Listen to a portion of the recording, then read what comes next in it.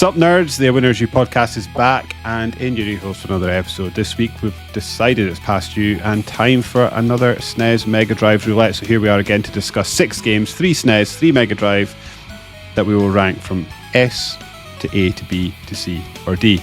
To date we've got 12 games on the list, and the big question is, have we got another wild guns in our hands, or do we have a whole bunch of Claymates, or are we somewhere in between? But before that, I'm David, he's Alex. How are you doing today, Alex?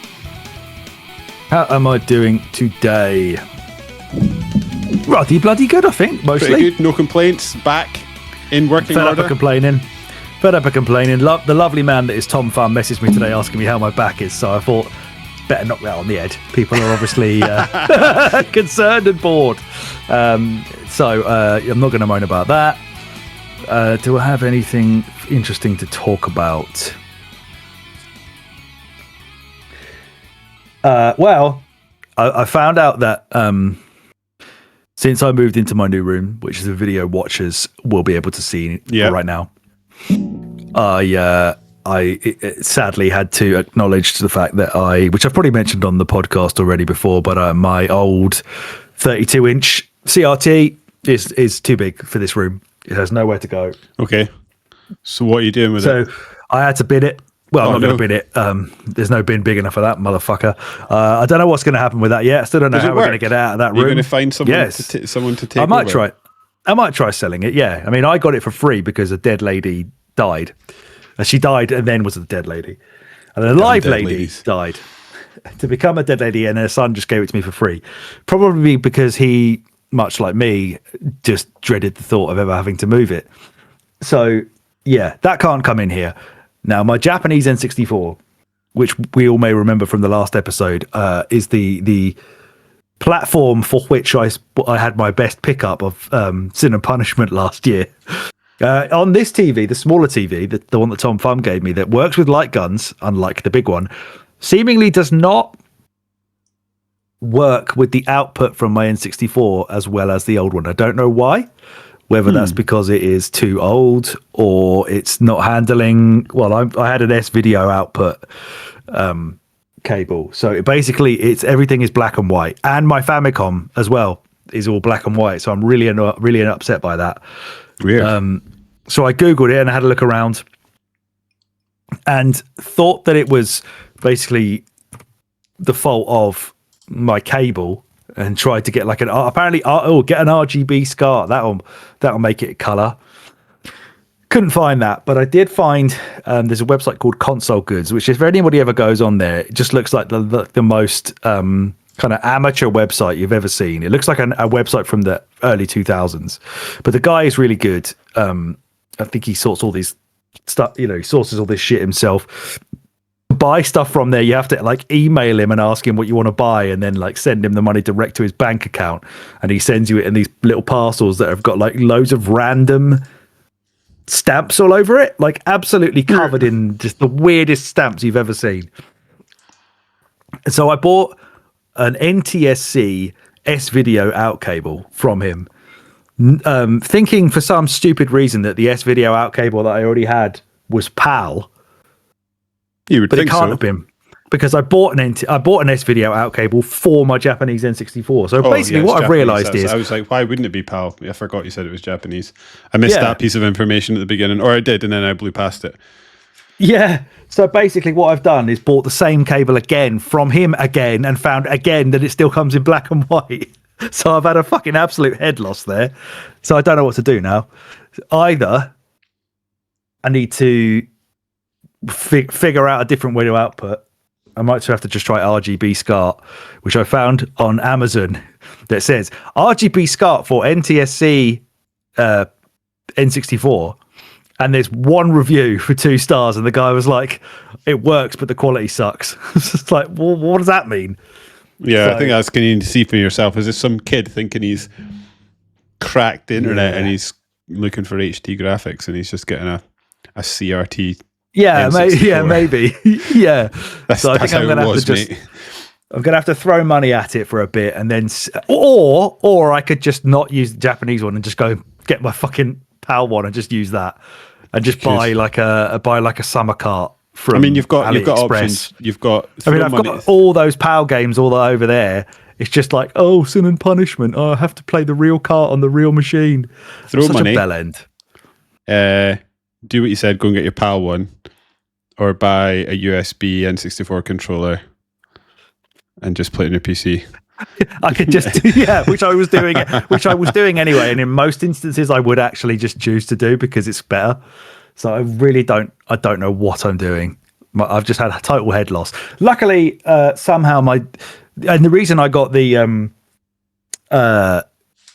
what do you call it? Kind of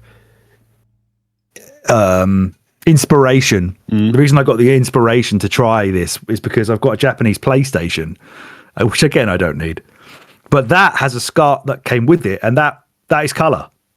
So I feel like whatever that magical cable is coming out of the PlayStation should exist for the N64, but I have also now read on Reddit that N64 doesn't output RGB by standard, and you might have to mod it. It's not worth it, lads. It's not worth Doesn't it. put out RGB? No, it outputs composite, apparently. Oh. In all regions. So whether the PlayStation's different. We've stumbled across a limit of my geekery there, because I just thought RGB was it just stands for red, green, blue, doesn't it? For the... Because if you pull... You thinking it was component? Yeah, I just thought they all were. I don't even know anymore, man. I'm happy in my blissful ignorance, because otherwise it's your life of buying shit cables from weird people online. And then trying them after I spent all night getting really not upset, but kind of stressed and sweaty, putting together a new chair, and then being like, right, now I've done the hard work, I'll just plug this lovely cable in and look at my N64 in color, and it was still black and white. I'm so gutted. Oh man. But other than that, you're good. Other than that, I've had some fun playing SNES. You know what? As well, I know you don't have a Switch 2, so this is completely irrelevant to you. But you do have a Retroid, so that's fine. And this will go against the point of me buying you a Christmas present last year. But the Fire Emblem game that they've just dropped on the Switch 2 GameCube collection, which is the GameCube one, is fucking brilliant. Is it? No, I'll be playing the one you got me first. That's sort of... I'm having a bit of a problem at the moment. I'm really sweating about that, though, because the more stuff I read about it, the more people are like, it's the worst story ever. And I watched a Fire Emblem rankings video. It was like third worst. I was like, oh my God. I absolutely love that game with just Vandal Hearts. And that story ain't going to be winning any Oscars. It was just sort of good enough to trundle the story along. Like, trundle the gameplay along. That's the word I was looking for. So that has the excuse of being really old and like badly translated. This one is like 2 years old. Yeah, we'll see. No excuse. We'll see. But if you don't like it, then just play Path of Radiance on your Retroid. Although don't, because we might have to play Lord of the Rings instead. I'm having a bit of a problem at the moment with my gaming life. I think perhaps Cyberpunk broke. Well, I think it's half and half. Cyberpunk has broken me a little bit, and I'm finding myself your expectation for anything else. No, it's more just like I find that I have a bit of a come down when I play a massive game. I've just have a bit of a come down, and I just find myself struggling to pick other games up. So I've been dotting around, and I've been wanting to start Death Stranding 2 because I've got that ready and installed, and the thought of starting it. And it's just like, it's too soon to go on to start another 100-hour game. So I've just been sort of like spluttering about. I bought Tetris Effect, played that a little bit. I've been going back to Balatro because I got that on PS5 a little bit. And I'm just finding myself, I can't be bothered playing anything. And it's Cyberpunk's fault because I had such fun with that. And it's just like I don't know, it's just a bit of a deflation after. I just find it. So when I play, but I had the same thing with The Witcher, and I have similar things when I play, like I say, big long games. It just takes me a minute to sort of reset and go again. So I've just been watching TV, which I never do. What you've been watching? Still working my way through Stranger Things. Oh, Stranger Things. So I'm now on season 4. I think I've got 2 or 3 episodes left of season 4. The problem is with that, really enjoying it, slowed up. At the beginning, before I started watching Stranger Things, I said to Annie, do you want to watch Stranger Things? Because I'm going to start watching it. So she's like, no, I hate that show. I was like, okay, fine. And which was great because it means I can just sort of watch it whenever I want. Yeah. And I was sitting watching it, and got to the end of season 1, and Annie was sitting she must have just been sitting on the couch while I was watching. She's like, "Oh, I actually like this." So now I've got to watch it with her. So now I'm sort of slowed up. The pace has slowed. Well, you've still done a whole season and a half since I last spoke to you, if not more than that. Yeah, I'm doing like an episode a day, roughly, at the moment. Oh, right. Okay. That's pretty good. Weekend, we're chugging it. Because like normally when I'd be playing video games, I'm now pestering Annie to watch Stranger Things. Season 4 is a... You've seen season 4, haven't you? Yeah, I was not a fan of that. So far through season 4, I'd say I think it's better than 3. 3 was weak for me. I didn't. Yeah, 3's the one with old Guitar Boy, right? No, 4 is the one with guitar. The first one with Guitar Boy. Am I in season 3 then? But I thought he sucked. So he does his guitar. So he doesn't have a guitar yet, where I'm at. Oh, then okay. He's just fine so far. He's just he's happening while everyone else is running about. He's like hiding in a house and then hiding beside. So what is 3 then? Is 3 the one with the ginger girl running up that hill, or is that 4 again? Now I'm blanking. I'm gonna have to. Max, and then her brother's the one who's like making all the milfs wet at the swimming pool. Yeah. So season 1. Oh, they're already wet. They're at the swimming pool. The Demogorgon, and Will goes missing, right? Season 2 is Max and her brother Billy arrive. Yeah. And the bad person I think it's just the Demogorgon again. But there's also a big giant spider thing, right? That Will's like drawing like a maniac. Or is that 3? 3 is the one where Billy gets sort of possessed, and the Mind Flayer one. I think he carries on as the antagonist, the old Mind Flayer. And then 4, the one I'm on just now, is some sort of wizard. Is this the one where there's a house or something? Yeah, there's a house, and they keep seeing a clock, and then Max floated in there and almost died. The bit is that the one where Chumley Warner's in a Russian gulag for the whole? Yeah, so that's the bit that is he has to get rescued by Winona Ryder. Blowing my mind. I mean, she's good at getting stuff out of places she shouldn't. Hey, hey, shoplifted. Hey, remember that? Yeah, I'd say actually that's the for me the one, like the two things that, well, one, Chumley Warner, aka Pussy Palace, aka Lily Allen's ex-husband, Hooper. Yeah. The man who definitely died at the end of the previous series. Yeah, he has miraculously managed to go through a gulag and hold on to his gut. Like, I have no idea how he's managing this. That's annoying me. Yeah, and also that he didn't Christian Bale that role, did he?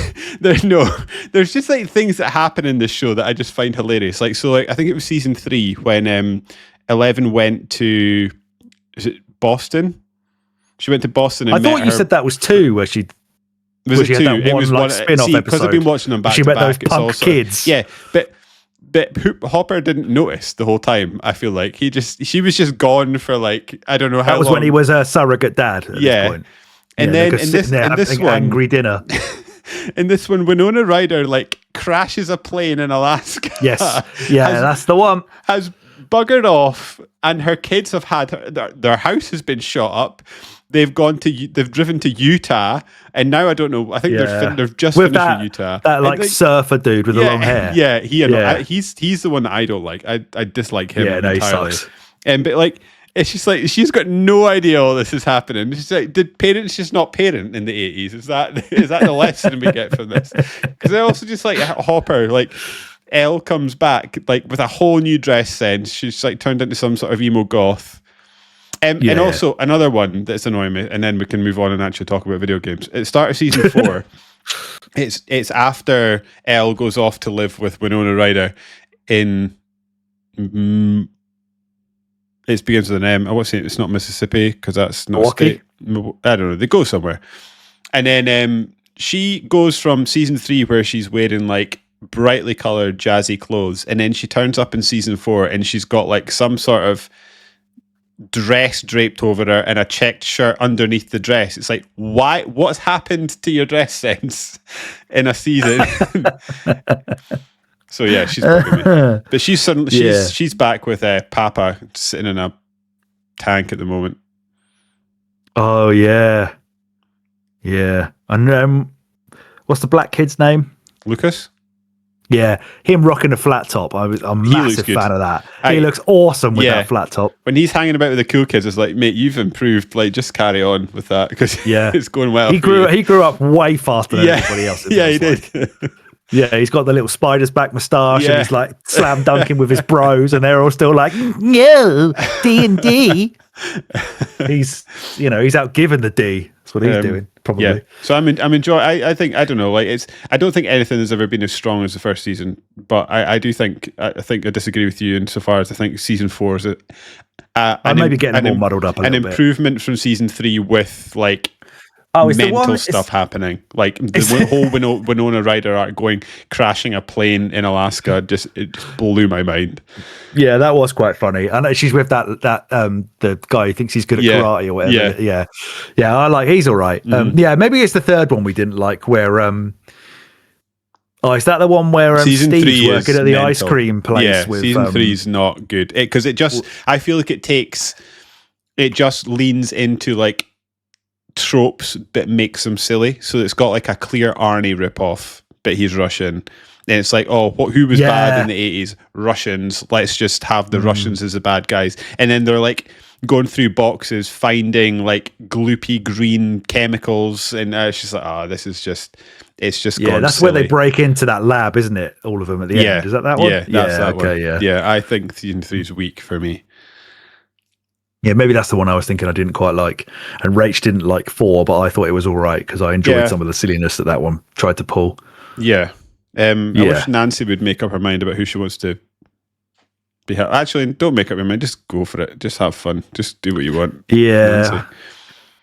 Yeah. I go through moments with her of like being annoyed at her for like, no, I'm not annoyed at her. I'm annoyed at the people who allow her to be in this when she's got such a clear eating disorder and just won't look after her properly. But that's an illness that maybe she just has to fix herself.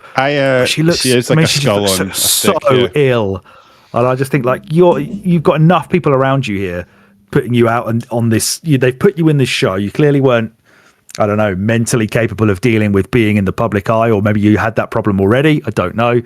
But just to see such an ill child, not a child, but she's obviously in her 20s, but an ill young woman on the TV, I just feel like someone's let her down there. She was very underweight. She does. Makes but me sad. as we know with like the OC and stuff, they're not. Is it Mila Kunis? They're not good at looking after people when they become unwell. Yeah. And who was the one that was in that? Ginger. Patsy Kensit.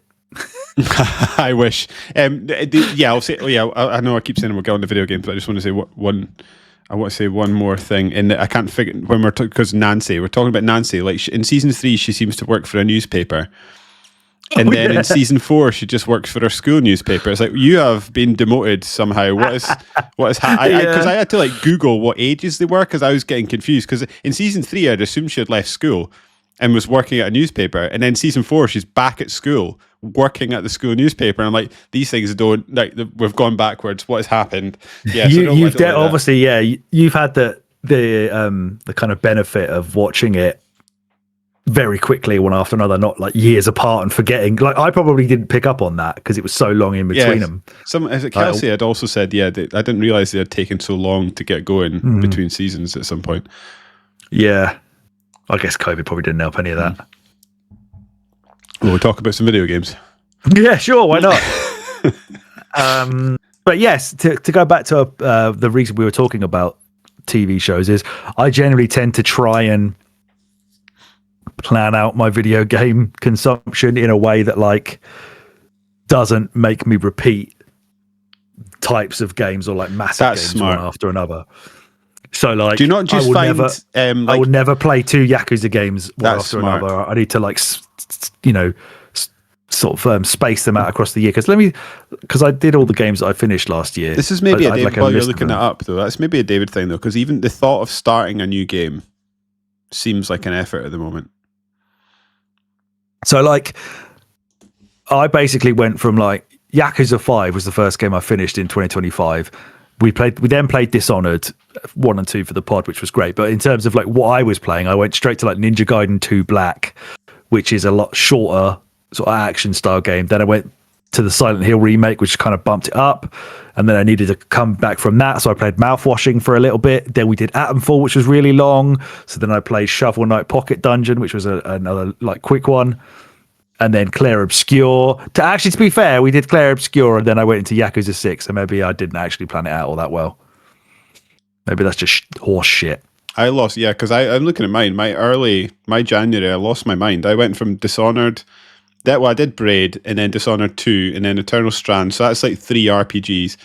And then Dishonored Death Outside, then Avowed, and then I played like the Ghostbusters. I messed about with 33 Immortals, Atomfall, South of I did a lot of long games, because in April and May, I went Atomfall, South of Midnight, Expedition 33, Death Stranding.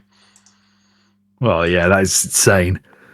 But I mean, I went from Expedition 33 to Yakuza 6, so that's another, that's a massive game as well. But then after Yakuza 6, that's when I got my Switch, so I just played Mario Kart World and Doom. And then we did the Resi games, and then I went and played Ninja Gaiden, which was Ragebound, which was the 2D one, and then some Kirby before we played Silent Hill F. So I got myself like nice and calm before we went to scary season. Yeah, I think I usually I do have these lulls from time to time, but it usually happens in the summer. So I always put it down to the weather. However, it's just hit me right in January for whatever reason. But that's annoying. This is like prime backlog season. This is the time. I was so excited to be playing loads of games over the Christmas break, and I played a bunch of Cyberpunk and then just flatlined. But anyway, we're here to talk about SNES. Probably played Balatro every time you sat down. Yeah. Which was should have been a nice little palate cleanser, I guess. It's exactly what we're talking about.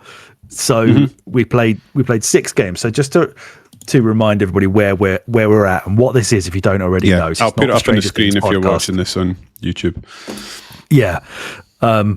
So we randomly picked 6 games in our last episode, part 2, and they were 3 each for the SNES and the Mega Drive. These are all games that are on the Nintendo Switch Online services. There's nothing from outside of there, otherwise we would just have thousands of games to choose from.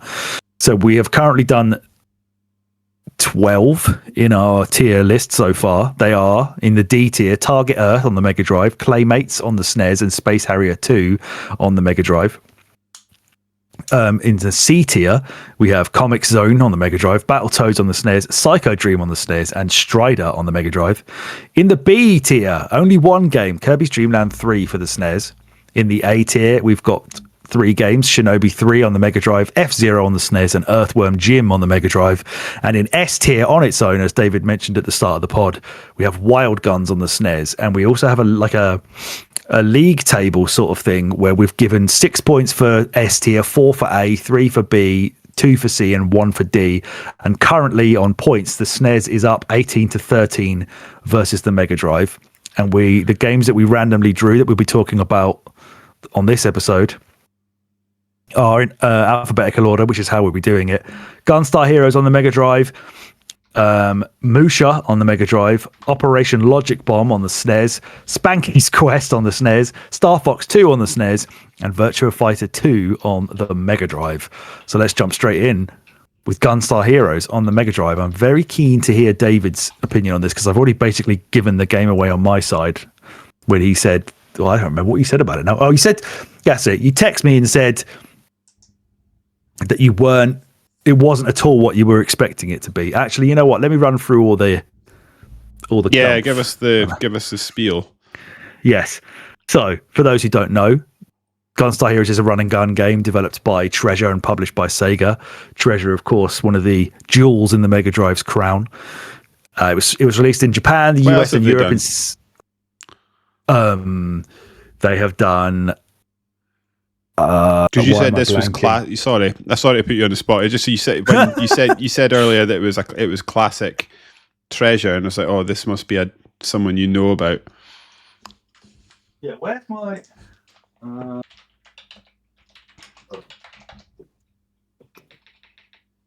Because I did have.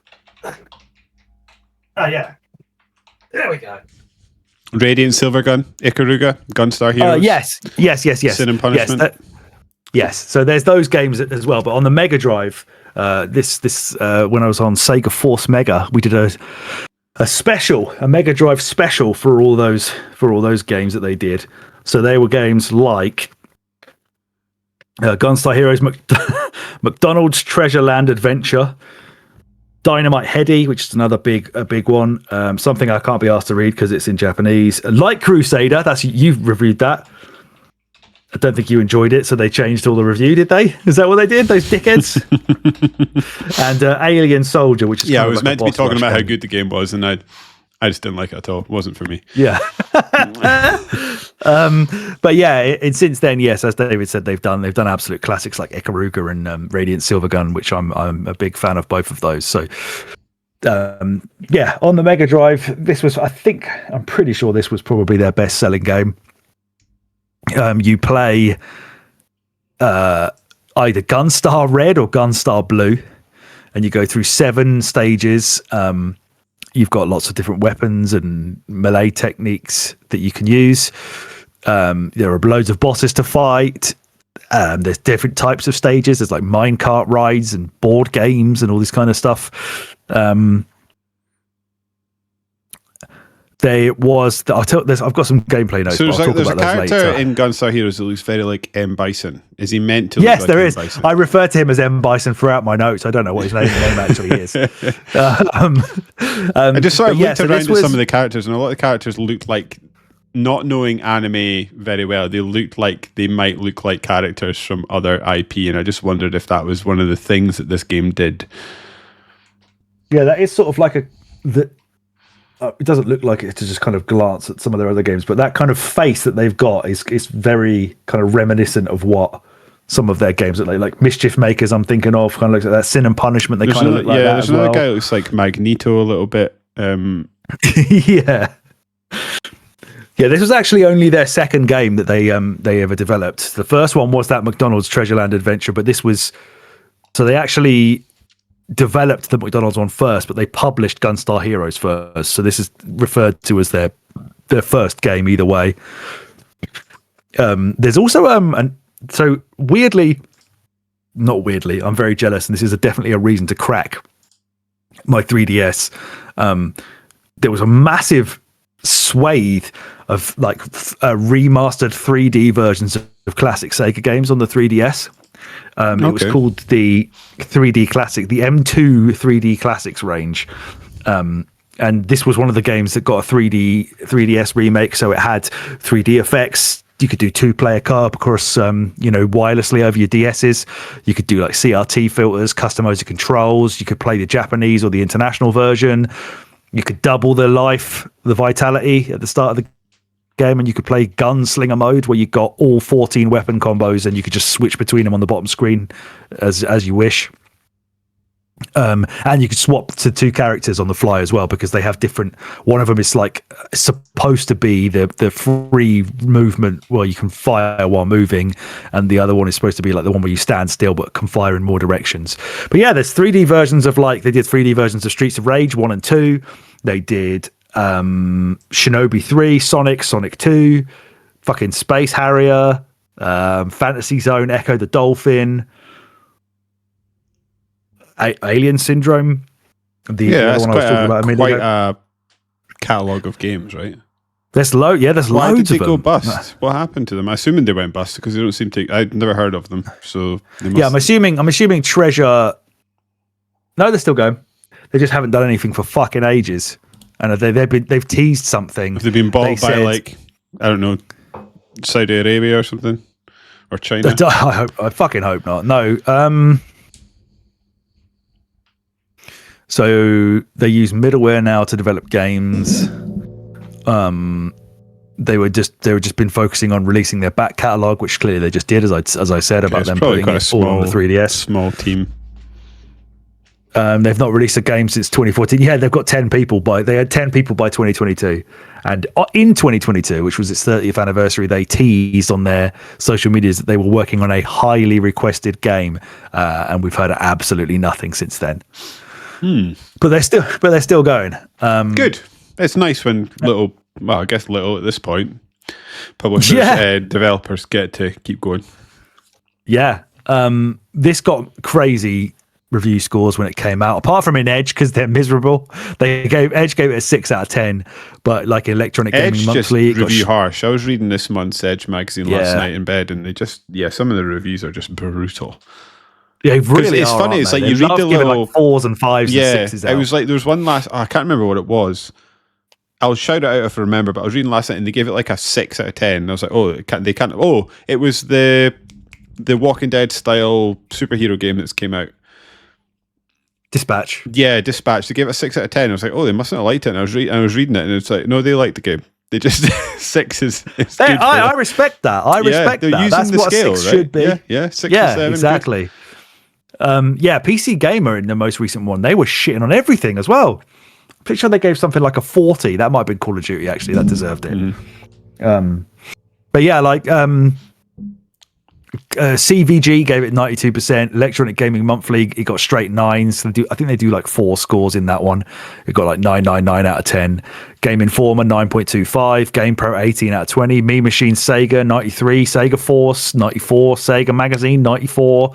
I like, we'll never get it anymore because the gaming industry is, in terms of like press coverage, is so diminished. But I really like the idea of having an outlet that has capacity to have a couple of reviewers review a game, because it allows you to get a bit of a spread of different opinions. Because like, definitely. I don't know, like obviously, not in this case, as they all gave it a 9 out of 10. Yeah, but yeah, in some cases. I mean that is in itself a sign, right? Like it's just like. I just think I remember like in the heyday of like IGN when we were at uni and stuff like that. So like say a Final Fantasy game would come out, they would give the game to the Final Fantasy fan. And I understand that was always a mistake to me. In some ways. So I understand it, because most people picking up the game are Final Fantasy fans, and so they'll be interested in what they think of it. But also there's people like me that haven't played a Final Fantasy game that might be interested in hearing what a newbie to it might think about it. And they just you just didn't get that. Yeah, when I said that was a mistake, I think what I was actually referring to was just when they gave it all to Audrey Drake, every Nintendo game, and she gave everything a 10 or whatever. She couldn't have any negative. I remember like listening to a podcast, and she was basically writing her CV to apply for Nintendo whilst at IGN. She was difficult. Yeah. But anyway, she didn't review Gunstar Heroes as far as I'm aware. No, she couldn't do this. Fucking amateur. What did you think? Because I'll put my cards out on the table. I think this game is a masterpiece. I love it. The variety in it is incredible. The animation is incredible. There's so much like personality to it, and it plays so fast and smooth, and the variety in the weapons. Like, I'll go on about it in a minute, but what did you think? Did you get to the end? Did you beat it? No, I got about 3/4 of the way through. Please tell me you at least played the Minecraft level. I did, indeed. The minecart level. Yes, it was excellent. Level, yeah. It took me a moment to realize that you could go. It was like I didn't have to stay where I was. Yeah, me too. Even now, I forgot about that. But that level is great because it just it's essentially like you saying, it's a minecart level, but it just messes with verticality a little bit. So you start us off pretty standard. You're going from left to right, and then because I didn't know I could go on the roof, I was just going from left to right for a minute, and then you suddenly start going like down. Then it becomes like one of these vertical shooters essentially for a little bit. Yeah, I don't know. I sort of warmed to it. I think I was initially turned off from the game when I turned it on because it just was nothing. I don't know what I was expecting, but it just was nothing like what I was expecting. So do you never know, like sort of when the rubber hits the road, it just like, it was a bit jarring in terms of just, this is not. I think the first time I played it, I probably felt that way as well. And then it just I sort of stuck with it for a little bit, and then just kept going back to it over a couple of days. And I just like, okay, when I started coming to the game on its own terms, I realized that actually, this game is great. Every level feels very, very different from the last. Yes, which I think is in this type of game is a big thing, because I know what was it got, 7 levels? Did you say, or like 7 worlds? Yeah, so it's got like 4 you can play in any order, hasn't it? And then you've got 5, 6, and 7 are like the sort of stages up to the final boss fight. I think that sort of stuff's important because it's I guess if you're good at the game, it's relatively short. So like having different ideas and being able to use different ideas and it's what I love about that Mario team that make those Mario games, is that every time you go into a level, you don't know what to expect. It's going to be something completely different. I think you do get this to an extent with that game. Like every time you go into a different level, you're getting something that you weren't weren't ready for, weren't expecting for, and they've got a new idea to throw at it. I mean, we've got another game on this list that I think just has one decent idea and it just does it over and over and over again. You absolutely can't accuse this game of doing it. Like, so my notes have got like, I've just got like, it's just mental. Like, it is. So, there's so much going on. There's so much going on all the time. I will say, I don't love the character design of the main character, but I think it's just because I'm a kid. I was actually having a bit of an existential thought crisis with myself on the way home tonight from the gym. I just like teenage stuff. So like I was looking at Bond books yesterday, for example, and I was surprised to find that Ian Fleming is not the only author of James Bond books, and that they are still releasing sort of official canon James Bond books. And I was like, oh, okay. And then I looked and they had like a young James Bond series, and I was like, I'm not reading that. I've no interest in hearing what teenagers are up to pretending to be secret agents. And it sort of gave me a little bit with that. But I mean, like, it doesn't, that is, I don't like the character designs either, to be fair. Okay. Of the main characters anyway. That's just a David issue. I mean, like, it doesn't actually affect the gameplay or the enjoyment of the game. It's just the sort of, but then also it was aiming at a different crowd, right? So yeah, I think I just need to get over myself with that. However, I don't love the character design. I think he looks, like I said to you, text you earlier on, he looks like a teenage Hitler. He's got like that floppy hair. Because of the pixelated graphics, he might have a moustache going on. I couldn't quite figure it out. Yeah. I do think he's animated really well. I just don't like I just don't like the character design. And I think some of the enemy designs, even though one of them looks exactly like M. Bison, I think they whether they're like as artistically amazing as a Nintendo SNES game would have been, but like just as I said, the character to them and like the personality, like, you know, the bit where, again, in the minecart level where you're going after that train and then it like sets on fire and they're all like hanging off the edge, and then M. Bison starts just throwing his dudes at you out the window as it like turns his blokes into projectiles, while that other dude's like running after the train trying to grab hold of it because he's like not made it. Like, all of that is just like, it just puts a smile on my face every time. It's just so stupid and silly. In that regard. It's wild in terms of what it shoots for as well, though, because you go from like the mechanical stuff. So there's a boss fight in the game where you fight a mech, essentially, for all intents and purposes, and then like there's another, which has 7 forms, doesn't it? And it basically I died on that on one go, and it used different forms the second time, so it like changed it for my different. But then there's like another boss where you fight, I don't know, it's like an asparagus that wobbles about in the wind, like the big green dick at the end of the first level. It's got caterpillars coming at you. Like, it just makes no sense, but in sort of the best way possible. But in terms of like a game, it is incredible. I wish I had played this game multiplayer. I saw there was a 2-player mode. I think I would have absolutely adored this game if you and I had been in the position to be able to play this game together, because I'd think it, for me, what it needs is this game would be magic co-op.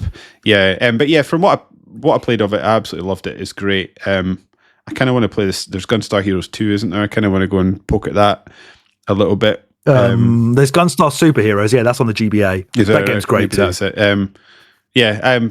Wasn't what it, but like I say, long story short, the TLDR, it wasn't what I was expecting. But once I sort of got over myself and started playing the game on its own merits, it's phenomenal. It is absolutely phenomenal, this game. Yeah, because this was, kind of like a relatively early. Well, it was early for them. What did I say? 93. So not that early for the Mega Drive, I guess. But in terms of like how run and gun games were playing at that point in time, this one has so much more variety in terms of the weapons that you can have, because you've got, when you start your game, you're made to choose a weapon that you're going to start with. That's one thing I have my notes I didn't tell you, but I liked the sort of weapon variety. It was good, and each weapon was quite significantly different from the last, which I enjoyed. Yeah, and you can kind of mix and match them as well, can't you? So you can get, there's like 3 different types. There's like a fire one, a blue one which is more like a laser, and then there's a green one which is like a homing missile and a homing gun. I couldn't work out the green one. I sort of damage. knew what it was doing, but I couldn't make it do what I knew it was doing, if that makes sense. Like sometimes they would just sort of go off in a different direction from what I was sometimes hoping. Yeah, if you've combined it with a different color, sometimes it kind of loses some of its homing. Because as soon as I started shooting, I was like, double green it. Oh, is that what? I don't think I ever did that, because when I started shooting it and I saw what it was doing, I was like, oh, this is like that Cuphead gun, and it just wasn't doing what I was expecting it to do all the time, so I couldn't quite figure out how to make it do what I wanted it to. Yeah, if you swap out, or if you add a second green one, because that's the big thing about the guns in this game. You've got 2 gun slots, and you can kind of have one or the second one or both of them together, which you do by pressing like both. I think it's B and C at the same time or something. Or is that a different game? I don't. Maybe it's not actually. The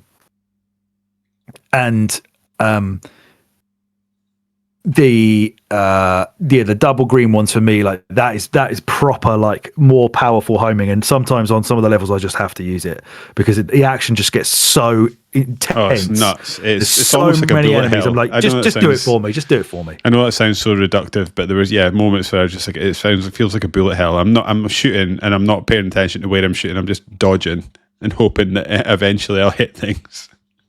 Yeah, and I like how you can sort of just tap the shoot button to like just lob dudes. You can do like loads of throws on them as they come near you as well. Well, that's quite. I never figured that out.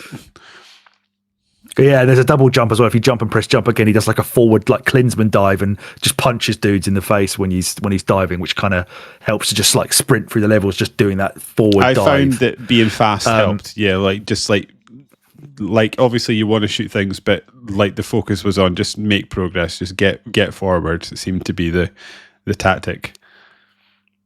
Yeah, definitely. Like if if people want to get through it, it sounds more difficult than it can be. If you just play it on easy and stick the 2 homing missiles, the homing guns together, you're gonna probably complete it without too much trouble. Or as we kind of alluded to, you could play it co-op. Not only if you get vitality, you can increase your vitality as you go through the game. There's these vitality up items. So after clearing every level, your vitality goes up by 20 points. So you can get to you start with 100, but you can get to a maximum of 220. And if you play in co-op and one of you dies, so long as the other person has 2 HP left, you can revive with half of their life to carry on. So that probably would make it easier as well. Yeah. Yep. I don't. I'm assuming you didn't get to the dice game in your playthrough. No, I didn't. Okay. What's the dice for game? Me? So it's the 4th level, which you can play first if you want to get it out of the way. So you basically play like Mario Party, the board game part. Amazing. And you pick up a dice and you chuck it, and then you'll go around the board, and sometimes you'll get an item, sometimes you'll get some health. Most of the time you're going to do a fight, and it has a crazy amount of variety in the different challenges. There'll be like mini boss challenges, or there'll be like a really short burst of a level, but it gets quite tough towards the end because it's quite a long board, and I kept throwing 1s. It's really annoying me. You can get 1, 2 or 3. I know some people don't like this level because they feel like it slows the pace of the game down quite a lot. Like the first 3 levels are crazy, super intense run and gun. The last 3 levels are crazy intense run and gun. Yeah, that's what I think they thought too. Like, let's just bring the pace down a little bit, because some of the boss fights in that are not difficult, but they're not easy.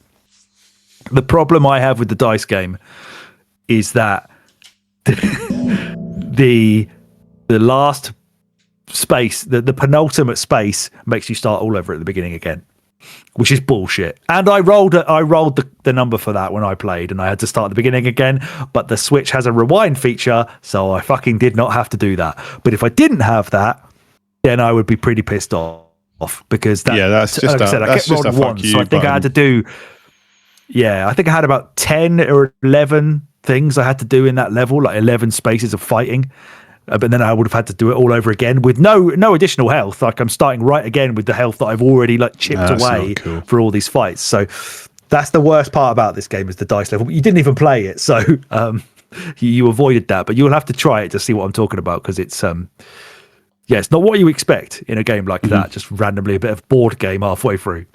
Yeah, no, I like that. But then so herein lies the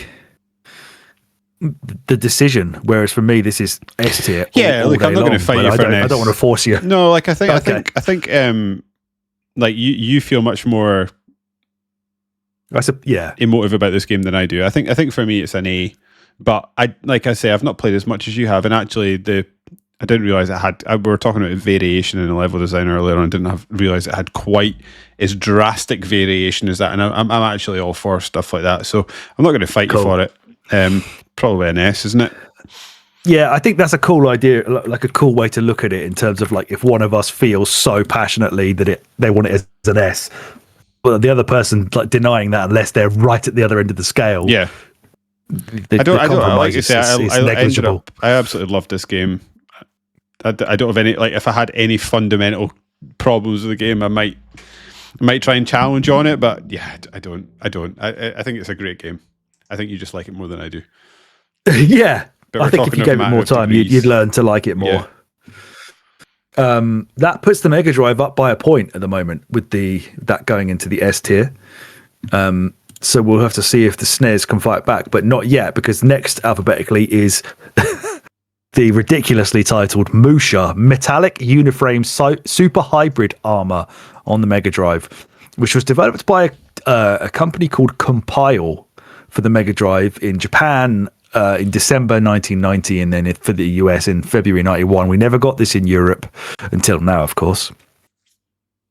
So Compile were founded in 83, and they were best known in the 80s for loads of shoot 'em up games, which MUSHA is a shoot 'em up game from the 80s, and in the 90s they did Puyo Puyo as well. That's their flagship sort of Puyo Puyo. IP. So they became defunct in 2002, but the creator of Puyo Puyo and the founder of Compile, Masamitsu Nitani, he in 2016 created a successor company called Compile Maru. So they have a TBC game, and they also have Aleste is a series that they did of shoot 'em ups. The first one was released in 1988 on the Master System. So what's the connection to Aleste and MUSHA? Because I'm looking at pictures at the moment, and Aleste looks to have the exact characters that MUSHA has. In Japan, this game is called MUSHA Aleste. Okay. So yeah, this is all part of like the same shoot 'em up series. So the first one was called Aleste, but in the US it was called Power Strike. I think in the West they were called Power Strike for a while, these games. Okay. That was followed up by 2 years later by Robo Aleste on the Mega CD. There's also this game, MUSHA Aleste. There was also Super Aleste on the SNES. There's been one called Senjin Aleste that they released in arcades in 2021. And then there's one called Aleste Branch, which is not released yet. So they are still working on this series. But there's quite a lot of games in that series. This is basically like a vertical scrolling shoot 'em up with lots of Japanese iconography in it.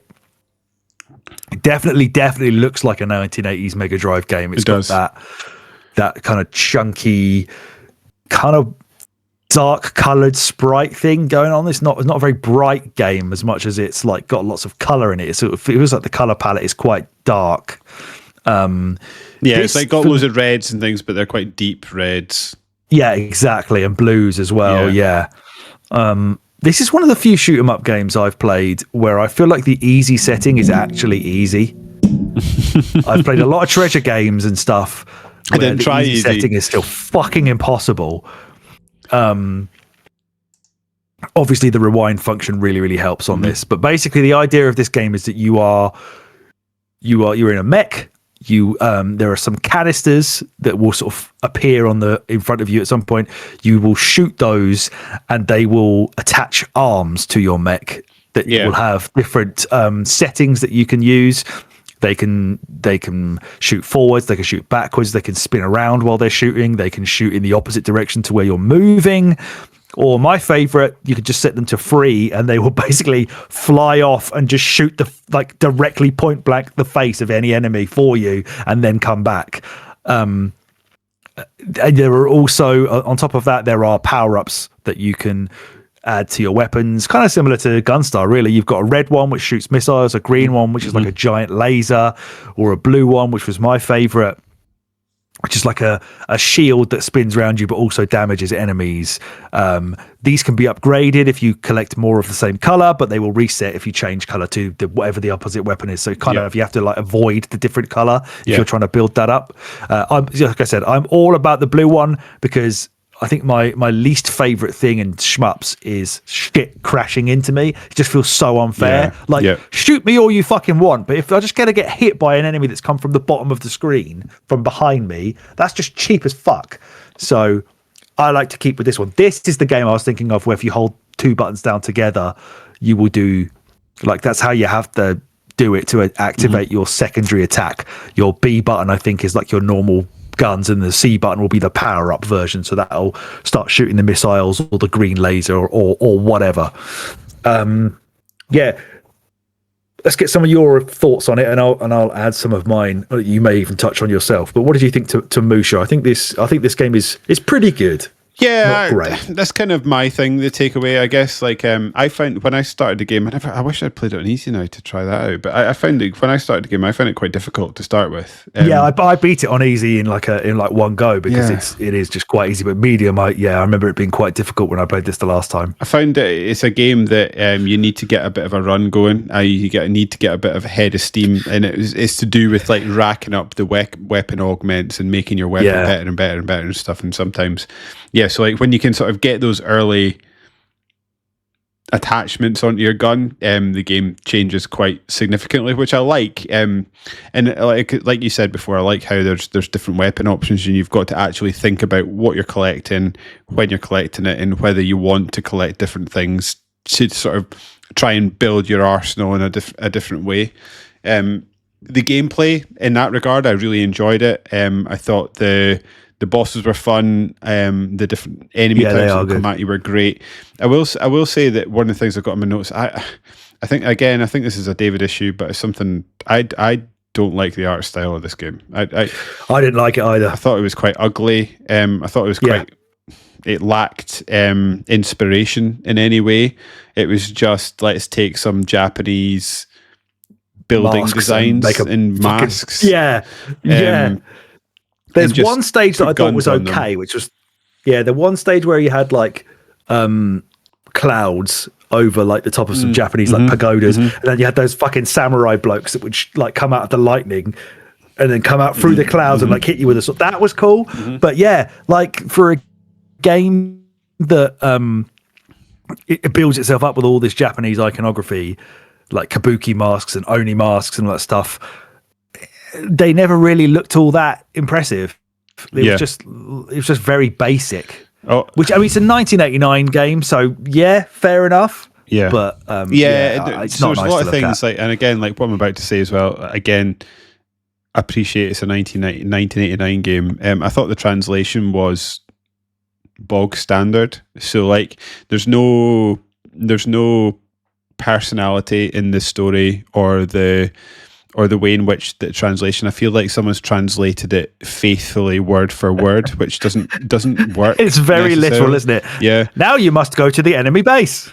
Okay. This enemy base is known for being very well defended. Why are we only going with a small team? Don't be silly. Stop moaning. We can only win if we go with a small team, and then it doesn't explain itself. So the actual playing of the game was fun. I think everything around it for me was less than that. And you know yourself, probably because of you, I've sort of fallen in love with these sort of bullet hell-ish type games, like these sort of side, top down scrolling shooters. I do like Yeah. them. My actual favourite one, probably thinking back, is the one that we did. Did we do it for this podcast? The World War II one. And you end up in space flying a Spitfire. No, you did that for Sega Force Mega. Oh, did I? Where we did the Saturn shmups. I love that. That was so good. I will always say that never ever be ashamed to play a shmup on easy. That no one will think less of you for that. My one problem with the gameplay on this game is that I found the stages are quite overly long. They do seem to drag a little bit. They are very long. And I didn't understand why, when the variety within them is quite more. Like between stages, fair enough. Mm-hmm. There's some variety in the enemies and stuff. The bosses will look different. You do get a lot of the same thing level, in the same level. Not a lot happens. Right. Yeah. It's quite repetitive. I do agree, I agree with that. Yeah. The music, I think in terms of its composition, is cool. But I think the instrumentation from the sound chip does it no favors. Like I just thought it was quite repetitive. Like, if I was to hear that with if I was to hear that with real instruments, I think it'd be metal as fuck. But to hear it from the Mega Drive sound chip repeated, it just doesn't sound very good. Again, it's from the 80s, so I'll cut it some slack. It just feels like everything around the presentation of this game is good on paper, but not actually realised in a very impressive way. No, I agree with you. I sort of enjoy playing the game, but everything sort of around the presentation and the art style is just, I just find it a little bit drab. Agreed. This game's got kind of a reputation about it where it was wanted so much by us in this country that when they brought it out on, I think it came out first on the Mega Drive Mini, maybe. Okay. Or did it? So it came out that late. Yeah. So I just can't help but feel slightly disappointed in it. Yeah, I agree with you. I feel disappointed with it, but also with the caveat that I understand it's a game of its era, and actually in terms of like you like sort of arsenal / weapon development, it's quite good. It's quite sophisticated for a 1989 game. It works well. It's interesting and engaging. It's fun to play. I just don't like looking at it. Yeah, yeah, you're absolutely right. Shoot 'em up games need to have a hook to them. Yeah, and this one does. And so that gets it some good marks for that. I've never actually played any of the other ones. I've never played like Super LS on the SNES or anything like that. I'd be interested to see if that's any good. But yeah, for me, ratings wise, I'd say this is a B. I was going to say B. That was that. I feel like I'm always following you and saying, "Oh yeah, I think the same," but I genuinely had B in my head. I am not going to say my rating next time, and I will let you do it, so that cannot happen again. But yeah, like if you're talking about Comix Zone, Battletoads, Psycho Dream, Strider, pisses on every single one of them. Yeah, every single one. Yep. But it doesn't come close to Shinobi, I don't know, F-Zero, or Earthworm Jim. I don't know if this was the intent, but for me, the C tier seems to be shaken up into being a class of game that has a great idea and some fun moments, but doesn't quite execute on what it's trying to do. I think MUSHA does. It's a good and it's a fun game. Yeah. There's nothing. It's not offending me. Like Comix Zone makes me angry because it's almost amazing. yeah, exactly. Yeah, this one is just an 80s ass game that doesn't feel old but looks old. Yeah. What company that is sitting down at the dinner table to have a nice glass of red wine and a steak with Kirby's Dreamland 3 and MUSHA on. What a combo that is. Do you have any more games to put at that table? Put in your personal tier lists. What do you mean? In my B tier? Don't spoil which ones they are, but do you have any more Bs to come? Potentially. Yeah. Me too. Me too. Okay, game 3. Operation Logic Bomb: The Ultimate Search and Destroy, which is a stupid game title on the Super Nintendo. This is a 1993 game developed and published by Jaleco, or Jaleco, I don't know. Did I say this is an utterly stupid name for a video game? Yeah. Operation Logic Bomb. I don't know what a Logic Bomb is. There's nothing fucking logical about the game. Well, I'm playing it, I'll tell you that, for starters. Yeah, no, you're absolutely right.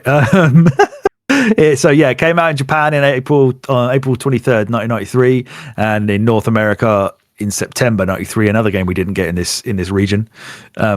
It was the second sequel to the original game on the Game Boy, which was called Fortified Zone, and then that had a sequel on the Game Boy in Japan only, called Ikari no Yosai 2.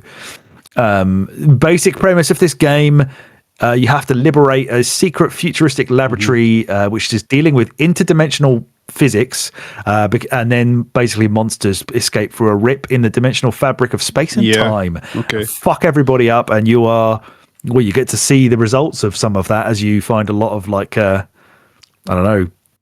terminals that will show you the past, flood style. I'll let you talk most about this in a minute. I would just like to say that I think this is pretty cool, actually. It's kind of like a dungeon crawling top-down Metroidvania. And I like how you kind of build up your arsenal and your tools as you go along. You start with like a single shot and a 3-bullet spread shot, and you can switch between the two of them, but then you upgrade, or you find upgrades for things like a gun that ricochets off the walls so you can fire from cover, a flamethrower that kind of arcs round corners, a decoy that enemies attack, a mine that causes these big explosions, and you will be forced to use those to access or mostly destroy terminals that are locking doors as you try and, I guess, get out of the facility. I didn't finish this game because it just felt like it was never going to end. And I found that it was quite difficult at times because the enemies seem to be as fast, if not faster than you, and much faster than you. You have an ability to you can lock yourself in place to shoot your gun, but you kind of need to be able to run away and turn around and then press the button to do that, or you'll just fire off in any direction. And I found that at times that was really difficult, but at other times the AI is so fucking brain dead. It could have done with some sort of directional shooting option. I don't know how you do it on these modern consoles, but twin stick style. You could only shoot the direction you were facing, which made the game much more difficult. Yes. Yeah, absolutely that. Yeah. But luckily, as I was saying, the AI is so fucking brain dead that most of the time it just stands walking into the wall face first, which I didn't understand. I thought that was the worst part about this game. It was less about made it easier and more bearable, but it was laughably bad. You had them walking into the wall face first. I just had a lot of them standing still a lot of the time, just letting me shoot them. Yeah. If you got them at the right angle. I mean, fair enough. They're like compromised robots. Okay, that's kind of all right, I suppose. Yeah. I can. Like, my suspension of disbelief will allow me to expect that these robots might be a bit fucked because they've just been that's a good point. Bummed by a big monster. But yeah, it's just okay. So I didn't hate this. I thought it was quite cool. Yeah, I'm interested to hear you say that, because the soundtrack, which was terrible. The soundtrack was terrible, and I actually do have a line in my notes saying that the music sucks. But yeah, like I read a couple of where's it gone? It's moved on its own. I read a couple of where's Operation Logic Bomb gone? There it goes. I read a couple of reviews of this game, and it got quite middling reviews upon release, as far as I could tell. It got like 6s and 7s out of 10, sort of 70%. But then I was playing it, and from what I read and picked up of the reviews, I don't necessarily disagree with what they were saying. But like, my first line in this, my notes is, I'll be honest, I really like this game. I absolutely really enjoyed my time with this. I thought it was you messaged me and said that you loved it, right? I'm trying to go back really and find what you said. Yeah, find it, because I find it like movement was nice and responsive. I sometimes find that these sort of age of games, the character moves quite slowly. It didn't in this game. They moved at a nice clip. Shooting was great. There was, like you were saying, there was a really, really good have you found it? You just said you like it, but you have a couple of issues with it, and you need to check your notes. Yeah, I think the gun felt great. It sounded great too. The gun was great. That single, and the gun, cool. And the thing that I sort of appreciated was the gun also behaved differently depending on how many times you were smashing the button. And I know that sounds really reductive initially, but like for example, if you held the gun down, it would shoot in like bursts of 4. and it would like do burst of 4, then a break, burst of 4, then a break. But so then if you started tapping the button, it would shoot in a more even clip. So it's sort of like this. Again, this sounds really reductive and silly, but actually, when you get into the game, it meant that when you approached enemies that were actually moving and were actually trying to attack you, that, it helped to be able to plan your movements around. So like if you kept missing shots, or if you were in a situation where you were like, right, I'm definitely going to hit enemies here, you would hold the button down because you just unload his gun and just get everything into him as quickly as possible. Whereas quite often I would be running from enemies, turning around and shooting, and I would miss a few shots. So like actually tapping the button made more sense for me because it was a more even spread of bullets. And like I've gotten like my notes and things like that. I liked how the weapons developed. It felt almost Metroidvania-ish. Yeah, it is. It definitely is. And it gave me a sense of discovery that I really enjoyed in the game. So like you arrive in this facility, and the way in which it describes its story is perplexing at best. Like I was just watching this thinking, what is happening here? I have no idea. Yeah. So why am I watching anything? What's going on? So then it drops you into this facility and you're like, I don't know what's happening. And for me, it actually ended up working in this is obviously not by intent. I fully appreciate that, but it ended up working in its favor because it was like this facility is such an enigma to me that I just don't know what's happening. So I was walking around, and then, so you walk in, and you've got a fairly empty facility. I don't think there's any enemies that you encounter, and then you find I don't know, it's like a robot or some sort of thing like so that there's no power that you can find to open doors. And you eventually find the power supply, but there's something that seems to be sucking the power out of it. So then you blow that up and then it opens a door, and then it just sort of, it nicely drip feeds you that. And then you end up doing, I don't know, is it some sort of time travel mechanic, or you go into another dimension or something that will allow you to explore the same area in a different same area, so it's the same layout, but there's like different types of enemies in different areas, and then you'll go and you'll pick something up from that, and then you'll come back to where you started, and you'll go back through the portal. I just assumed they were like teleporters, like teleporting you around the map. And then what you'll end up is with something that will then allow you to progress, whether it's like a weapon augmentation or a key, or you destroy something that unlocks something else. And I just thought the way that they, I know I talk about this in video games a lot, but I'm really interested in it. And I've actually I've been reading the On Volume 2 recently, talking about horror games again, in Resident Evil, and in sort of the return to like 90s horror, and what it is about in this sort of gamer psyche that makes people interested in that. And I'm fascinated and really entertained by people that create a game that has the mansion is almost a character in Resident Evil. Now I wouldn't go quite so far in this game to say that about that, but it's certainly got a personality, and it's certainly I agree. It certainly it creates a nice sense of place, and I think that's important in games. So you feel like you're genuinely going around this facility trying to uncover its secrets. I was uncovering its secrets, and I will say that the cutscenes that it forced me to watch did not help me understand the secrets I was uncovering. But just seemed like multiple instances of scientists fucking up and then getting killed by a big slowly spider around the place, and then getting killed by a spider. Yeah, you're absolutely right. Or robots sort of getting turned on and shooting them all. Yeah, but I enjoyed I really felt myself. This is probably the game of the night that we're talking about.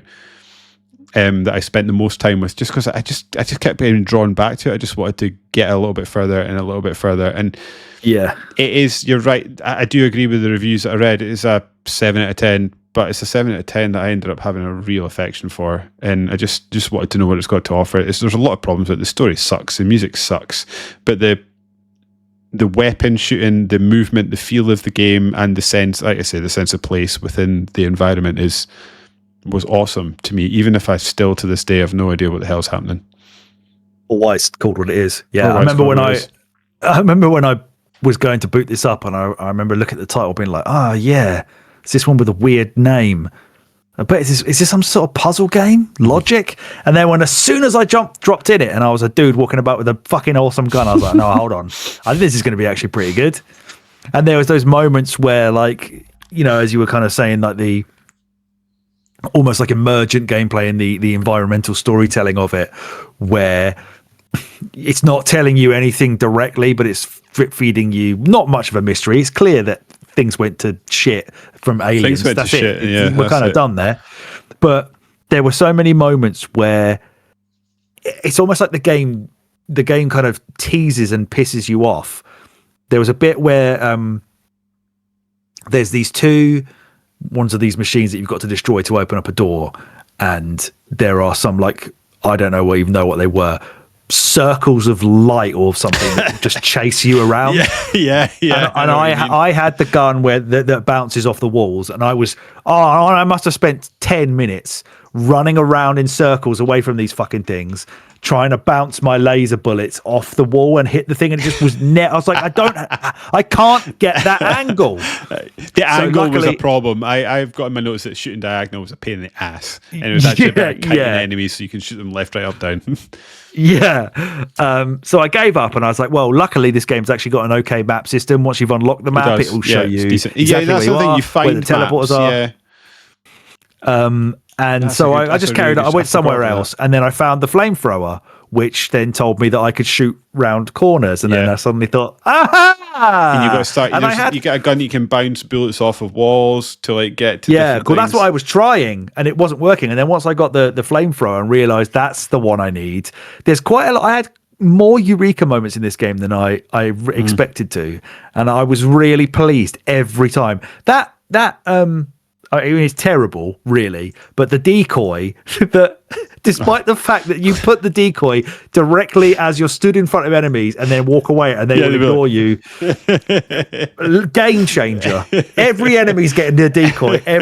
Did you get to the bit where you had to shoot something and it had like a moving shield that was going left to right? Yeah. And you had to put your decoy at one end and then run it. Oh, it was really cool. Mm-hmm. Like, I did not expect this game to be as cool as it is. I mean, this is why I was so keen on doing this, because there had to be hidden gems on this. Oh, yeah. And this for me is one. I love this. This is absolutely it. Like, if you've got this on your Switch, give this game a go, because it's kind of like, it's like a Metroidvania, like Aliens. It really does feel like an Aliens ripoff, but an Aliens ripoff is better than any Aliens game on the 16-bit era for sure. That is an awesome way to describe the game. It does feel Alien-esque. It really does. Really does. I had this in B. I don't know if you did or not. If you had this in A. So I had this in B. Okay. I think if I was making a David list, it's an A. However, I think if I'm putting my critical hat on, there's enough problems with it. It's a B. I think it goes top of B though. I think it's better than like a B plus. Yeah, for me. Genuinely, this is like, I feel like B seems harsh, given how much I like this game. It's definitely a B game, but it's a B game I had a whole lot of fun with, and I enjoyed every moment of this game, with some caveats. Yeah, and they're negligible caveats, right? The music sucks. Well, yeah, a lot of these games have shit music. The AI sucks. Well, yeah, it was the 90s on a 16-bit platform. But it just feels good to play. Like, it hasn't aged. It does. Just like using the guns is fun. But... And as soon as I started shooting, I was like, oh, I get this. But yeah, like shooting diagonal was a pain. But yeah, it would have been, because you would have had D-pads. Well, yeah, which we didn't have to worry about. So yeah, this is clearly the best version of that game. It wasn't even like like that SNES D-pad that was sort of a sugary disc. Yeah, it was a SNES one. It wasn't a Mega Drive D-pad. Sorry, I've got that mixed up with it. It was like a sugary disc. It was a SNES one that was distinctly up, down, left, right. Yeah, and I will still never forgive Nintendo for thinking that, even though they decided to patent that, which is why every other console, basically up until like the 360, do you know what wasn't even allowed the cross D-pad? Do you know what why the Switch has got those fucking buttons? I'll never accept that. I wish they would bring it back, is I misremember the Xbox 360 had that D-pad that you could twist. And it was like, oh yeah, it was like a disc, and then you could twist it, and it would just become like a solid up, down, left, right D-pad. That was amazing. Oh, was that like the Elite controllers or something? Was it the Elite? I remember having it, and it was genuinely useful. Yeah, I know exactly what you're talking about. Yeah, that was magic. Yeah, but now it's just these weird. Yeah, it's one of the circly ones, isn't it? The 360, the Xbox current controllers are proper D-pads now.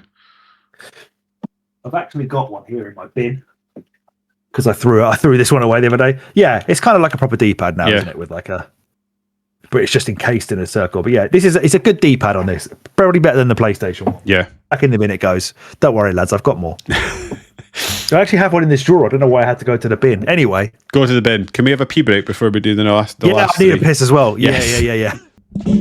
I was just realised I was speaking at my ass. I was talking about it as a proper D-pad, so I was looking at my controller. It's because I haven't played my Xbox in a while. You're right, it is a disc, and then on my is that an Xbox Labs one? Yeah. So I got that one, so it is a disc. But then the one I use for my PC must be an Xbox One controller because it's got a proper D-pad. That's what I had in my head. Yes. Xbox One had proper D-pad.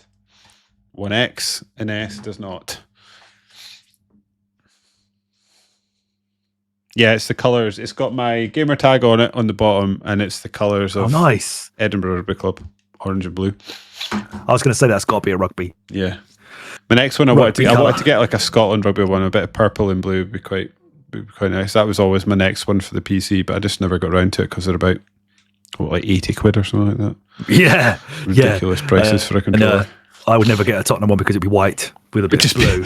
And the problem is because I've got a Series S in my bedroom, the white gets manky. Like it gets, when you start using it, just starts getting dirty. I should actually probably, I don't use my Xbox, I should probably just use this one for my PC now. There was not there wasn't enough customization available because my big plan was always to make it GameCube color, but you couldn't make the face buttons be the right colors for the GameCube ones. I wanted like X and Y to be grey and A to be green and B to be red. So I couldn't do it, so I just gave up. A yellow right analog stick and whatever. Used to just make, so I remember me and Joel were looking at them for a while, and I used to just tell him what I wanted and send him off to do it because I was like, graphic designer, he understands colours more than I do. You can do it. Right, what's game 4, Alex? We're back. Go on. I'm eating jelly beans. Jelly beans. Are these the magic jelly beans? Yeah, unbelievable. Next up, Spanky's Quest. Which is a terrible name, but it's known in Japan as Monkey Reflections, The Adventures of Mr. Jiro, which is even worse. That's worse because it makes no sense. What? Monkey Reflections? Yeah. The Adventures of Mr. Jiro. Is that the monkey? I thought the monkey's name was Spanky. I don't even know anymore. What's Ruby he's on a quest. He is on a quest to fight vegetables, apparently. Vegetable, yeah, and fruit and stuff. This was developed in 1991 by our now beloved Natsumi from Wild Guns fame. This is no Wild Guns, folks. Spoiler. Not quite. On the Game Boy and the SNES, and it is a game where you have 5 worlds. Each world has 10 levels in it. Each level is sort of a very short platformer puzzle, kind of thinking along the lines of like Mario versus Donkey Kong. And after you do all of those, usually by collecting a key, although in the Game Boy version, you have to defeat all the enemies instead. After you do all the levels, you fight a boss, usually a big fuck off fruit. The bosses were quite, I like the bosses, I will say. They were quite, they were kind of just big fruits that bounce towards you, but I liked their design. I think the graphics in this game are actually quite nice. But for those who don't know, basically you are a monkey. You throw a bubble in the air. It starts off quite small. You then jump and header it, and it will grow larger up to 4 times. And then you can press a button to pop it at any point. And once you do, depending on its size and color, different types of sports balls will fly out. A baseball. What else was it? Footballs, baseball, footballs, basketballs, volleyballs. Yeah, it's take it away. I've got some things to add, but yeah, what did you think of Spanky? My first note about Spanky is that I find this is aggressively mediocre. I find this game to be. Yeah, absolutely. The basic loop for this game is really fun. But it never develops in any way, shape, or form as the game goes on. I read a couple of reviews of this game, and it seemed to be received quite well, which I was quite surprised about. Yeah, it's it seems to be kind of all over the place. So you've got things like a magazine called Control giving it 62, Super Pro 44, but then Super Action 89, some German thing 9 out of 12. What the fuck? video games and computer entertainment 8 out of 10. So yeah, I don't know what any of those things are. I've never even heard of them. But one thing that I kept seeing popping up is people were praising the soundtrack, and I have to say I disagree with that. I find that like for example, the whole of the first world is just the same song and loop over and over and over again. But there's nothing wrong with the actual loop. It's fine, but it loops. It's the whole time. So it's it's again bleepy bops. Yeah, it just links back to the aggressive mediocrity that I was speaking about before. But it is fun for what it is. I'm struggling to have much to say about it because it didn't offend me, but also didn't inspire me in any way, shape, or form. I sort of enjoyed the levels that I did. I enjoyed the bosses. I do think it's a bit simplistic. It felt like it should have been. It felt like it was an arcade game that I should be putting some money into, and they would expect me to die. It's a straight up rental game, isn't it? Yeah. Get down Blocky B, grab yourself this for the weekend. It was take it back. Yeah, exactly. It was fun to header the stuff about, and there is a bit of tactics in that, trying to basically just stay alive to header your stuff up to the top level for what I did, and then just unleash on everyone on a rain of balls, collect all the keys, and then move on. There was something so that was probably the best thing about this game, isn't it? Like the satisfaction of timing it so perfectly to land like a row of footballs on some or all the basketballs and clear the whole screen because you've managed to header it 4 times. Even just one little root vegetable coming tearing at you, and you header a little ball up in the air and press a little baseball. Press one button so you just kill it with one ball rather than a plethora of balls. The plethora of balls is never good, no matter who you are. I found I had a nice little combo sometimes if you chuck the purple one up to stun them, and then you could very quickly snap it into the baseball and take them out at the same time, which I quite enjoyed.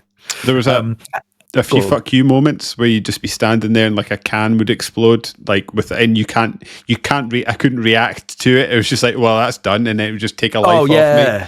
That's right, yeah, because it just kind of started to put all the fruit inside cans of fruit, and then they would just come alive and attack you randomly. All those weird pink, was it raspberries? It could just squish themselves and then move up through the platforms. There's some variety to it. It sort of introduce things kind of piecemeal, in between the worlds, basically. So sometimes you'd have a conveyor belt that would slow you down. Sometimes you'd have ice that would make you slip around. Sometimes there would be cannons that would fire you around the levels, which is a great way to kill the fruit, by the way. Out of context, everything we're saying about this game is insanity. It makes no sense. And then the enemies would get a bit better. Some of them would then start to jump or climb after you. But I completely agree with you. It's a decent time without being anything truly outstanding. Very often I found ways to beat the game without engaging with what it wanted me to engage totally agree with that. I was going to say stand in a corner and just take out a whole bunch of enemies without even trying, and then just waddle off, spank off to the or ignore them and grab the key and just jump right to the bottom. I mean, it's got an okay charm to it. It's got that sort of Bomberman style of chibi enemies made out of anthropomorphic stuff. I had a decent time with it. I'm probably just never play it again and be quite happy with it. Happy with the time I played with it. It wasn't a waste. I don't feel like it shot for something and missed entirely. It didn't offend me. I think everything it tries to do, it largely delivers on. I just don't think it tries to do that much. Yeah, I think I probably would have liked to have to think about it a bit more, because it just felt kind of there wasn't any puzzle to any of the levels. It was just like the keys are obvious to find. Yeah. It was almost like it was trying to be a puzzle. It's like, oh, this level's a different shape. How are you going to handle this? It's like, well, I'm just going to stand at the top and rain down on them again, like I did before, because it's safest to do that. Yeah. I've never really played it, but it feels like this is probably quite like Bubble, I would imagine. Yeah, probably. Yeah. Or something like Rainbow Island, something like that. One of those 90s platformers that isn't Sonic or Mario. Yeah. I had God. Where did you have this? We just said we're not going to let me say it first. I want to talk you through my thinking for this game. So we said it earlier on this podcast that a C tier game feels like a game that has a great idea, just doesn't quite deliver on it. I think this is a C game, but I don't think it necessarily conforms to that description. No, because it kind of does achieve what it wants. It's not as good very as ambitious. No, yeah, I think it does. It does exactly what it wants to do. It just what it wants to do is just it's a pass. Like to me, like also like to look at this sort of tier list in another way. Like a C is a pass. It is like a bog standard pass. Like it is. There's nothing good about it. There's nothing bad about it. It is getting through. It is pulling off no socks, pulling up no socks are being blown off, no trees are being pulled up. It's fine. Yeah. It's a C to me. Yeah, for me, looking at that list of what exactly what I had as well. By the way, I would say it's king of the sea, much like Poseidon, but it is a C. Yeah, it's not as good as any of the other ones we've got. I'd rather play Kirby than this. Yeah, I'd rather play Operation Logic Bomb, Kirby, and Musha. Oh yeah. I'd rather play this than Battletoads and Comix Zone, though. Yeah. I actually don't like those games, whereas I do like this, which is why I initially had it in B. Yeah. But then every other game I had in B in this episode, I was like, these are all so much better than Spanky. Yeah. That it has to go C. Poor Spanky. Poor Spanky. With a shit jazz track. But he does. But he has now brought the SNES back into the first place. It's got 23 points to 22. Maybe that's what Spanky was always meant to do. Bring the SNES back into contention. Right, 2 games left. The penultimate game is Star Fox 2. Talking of bringing the mythical SNES Star Fox into contention and then straight out of contention again. Yeah, Jesus Christ. Okay, lots to talk about on this one in terms of its development, of course, for those who don't know. Yeah, I'm interested to hear about this because this game just made me angry. Yeah, I know. I hate this. We'll preface that. We both hate this game. So this was developed by Nintendo and again by Argonaut Software. The game that we talked about last episode in our Game of the Year, where I talked about where I talked about that game, the Wild Blue Skies. One of the guys from Argonaut is behind that. The sort of spiritual successor to Star Fox. That's why I've heard of them. That's why that, yeah. Of course, yes. We're back. They also very importantly made the Super FX chip for the Super Nintendo cartridges and the Super FX 2 chip, which I believe... That's why I guess they made a game called FX Fighter, right? Apparently. Well, that makes sense. Did they make that racing game? Was that somebody else? The one that's like RC Rat... Oh, what's it called? Is there anything like that on there that you're seeing? I'm trying to dig a little bit deeper. They're British, so that's what's cool. Stunt Race. Yeah, Stunt Race FX. That's the one. It's fucking hell. It's in the name. They're just like, no wonder they got bought out by Nintendo because they love putting what they've made into every game title. Stunt Race FX, FX Fighter Turbo. That's on MS DOS. It's only using the FX chip, you pricks. So I believe that the FX2 chip was first used in hold on a minute. Was it first used in...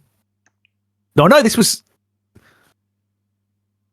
it was first used in Doom, amazingly, the Doom port. But then it was used in Super Mario World 2, Yoshi's Island, which is where I thought it was first used. Oh my god! They also made Harry Potter and the Philosopher's Stone and the Chamber of Secrets. Good? No. Are they good? No. Okay. Is that the one with the fucking like polygonal Hagrid? Yeah. Yeah. Nice. Yeah. Yeah, so that was obviously a very important thing that they made. A very expensive thing that they made. So like the original Star Fox from 93, the second game was going to, again, push the SNES's graphical capabilities using a chip inside the cartridge to avoid any hardware constraints. A bloke called Dylan Cuthbert was the lead programmer, which is hilarious to think of a man called that working alongside Shigeru Miyamoto, but that's how it worked. Miyamoto, I've got a meeting later with Miyamoto and Dylan Cuthbert. The man's a genius, but that is a hell of a name. So yeah, this was the FX2 chip was an enhanced version of the first one, and the original one was like calculating 3D maths, was using the first Star Fox. This one had more memory, so it ran at 21 megahertz, which is twice as fast as the original. And he'd also retooled the engine so that the frame rate could be increased from 20 to 30 frames per second. Sounds like an expensive game, putting chips and stuff exactly. in the But apparently it wasn't a very stable frame rate, so they locked it at 20 FPS, and that's probably part of the reason why my eyes are still bleeding having played this. It was initially playable at the Winter Consumer Electronics Show in Vegas in January 95. We got that far, did it? It got further. By mid-95, it was basically done. And they were going to release it. Was it appearing in magazines? Like, was this one of the games that, like, we're going to release this and then just vanished? I think people were hyped. Well, I don't know if they were hyped for it. I mean, people were maybe, ignorance or whatever in the early 90s. But by the time 95 had rolled around, we had the PlayStation, we had the Saturn. Nintendo were very concerned at this point that just trying to make 3D visuals on a 16-bit machine was like, that was a dumb idea. Cuthbert himself has said that it would be compared to games like the Ridge Racer that launched on the PS1, and you'd just be like, what have you done? Yeah. How dare you? So they scrapped it and decided to prioritize the N64 and switched development to Star Fox 64. Miyamoto wanted a clear break. He didn't want any more 3D games on the SNES, so it has to all be on N64 from this point on. And the FX2 chip, as David suggested, is just too expensive. Star Fox 2 would have been a really expensive game. So they completely ditched it for the better, because Star Fox 64 to me is a masterpiece. It's one of the greatest games on that system. It plays incredibly to this day. It is wonderful. Star Fox 2 is horseshit, and I hate it. David, tell us why you don't like it. Well, unfortunately, this was the only Star Fox game I think I've ever played properly. So it's some christening into the series to be playing this. No, good lord. This is so much worse than the original, in my opinion. By the way, even visually, I think the original one, it has like colorful backgrounds and it's in like cities and stuff. It's kind of, at least you can see what's happening. Whereas this one, because you're in space for a lot of it, I find so difficult to see anything going on. I found it difficult to see anything. I find it difficult to sort of track enemies. I find it hard to like shoot enemies. Like, I just find it difficult. It's so ugly to see. But it's one of these things that I sort of understand, sort of where, like, given where the video game industry went after the Super Nintendo into the 3D world and stuff like that, I'm not surprised, and sort of understand why people would be poking at and trying to make games look like 3D on a Super Nintendo. I understand that. I just think it came along. Certainly Star Fox 2, I don't know about Star Fox, but certainly Star Fox 2 came along. It came along and it just was asking the console to do more than it could. And what that was resulted in is just a game that was unintuitive, ugly, not fun to play, runs terribly, runs terribly, and the fact that they dropped it and decided not to release it is just, it shows. There's a reason. I see it as a great reason. There's certainly reasons for it, and I think interestingly, probably only Nintendo. I mean, I know I give a lot of stick to Nintendo, but probably only Nintendo would have had the bravery to drop it. Any other company just would have farted it out and hoped for the best, hope to make some sort of money back and minimize losses, whereas Nintendo obviously just wrote it off. Sega would 100% release it. Yeah, they would have. They'd have released it alongside a fucking peripheral for the Mega Drive that no one could afford or wanted for the third time. Probably. But of course, 2017, this came out on the SNES Classic, which I guess was a safe place to finally release this. And people were quite hyped for this to be on there, but the disappointment must have been palpable because it's like, it's so obvious why they didn't release this. Yeah. It's bad. You're excited for a game they deemed not worthy of your money, and this is why. Look at it. The thing that annoyed me, terrible. So I did text you earlier on today saying that when you got onto like a ship, I was doing like, I don't know, like a Star Wars style run through the trenches, and then you can sort of switch between being a flying ship and then your ship wings come down and you start walking around. That was quite fun in terms of like.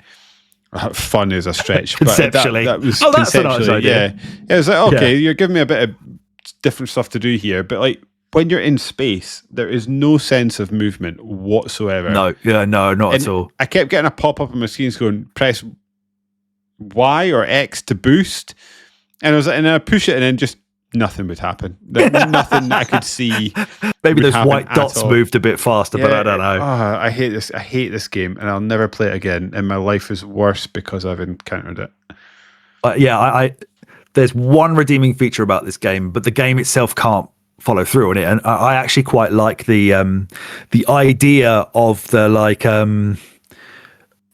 sort of. What's the word? Like sort of the dynamic kind of like map system where you've got like the game. Moves. Yep. Yeah. So you're supposed to like fly around this space map as the enemy's attacking Corneria, and you have to like intercept missiles and enemy ships and stuff. That's great. If it was actually fun once you got there, that's great. But I actually find this game completely unplayable. Like I actually find I can't look at it. Again, like caveat this with that I've never played a Star Fox game before, but I really, really find that I like the character designs. I'd kind of like to see them in a 2D side-scrolling shooter because I just thought, like, I love the idea of a frog being a pilot or a fox. Like, it's great. It's so cool. Like a cartoony, comic booky, Japanese style run and gun side-scrolling shooter, whatever you want to call it, when you're in a ship. I just think that is an on-rail shooter. I think. That's a really, really cool idea. I want to be able to see the ship. I want to be moving left to right, and I want to get some story with this mad frog. But I don't want to play Star Fox 2, certainly. No, Nintendo never wanted you to, and they've reluctantly allowed us to, but they shouldn't have done. Yeah. I implore you to try the 64 one, which of course it will also be on your Switch. It is. Well, we'll get to it one day. Miles. Oh no, we won't. We're not doing a 64. Well, if we do the N64 celebration, maybe you'll play it in time for that and see if it slots in your top 10. Maybe it's what I'm trying to think of. Is it an equivalent 64 Dreamcast Roulette? Oh well, there is, but we'll be in our 50s by that point.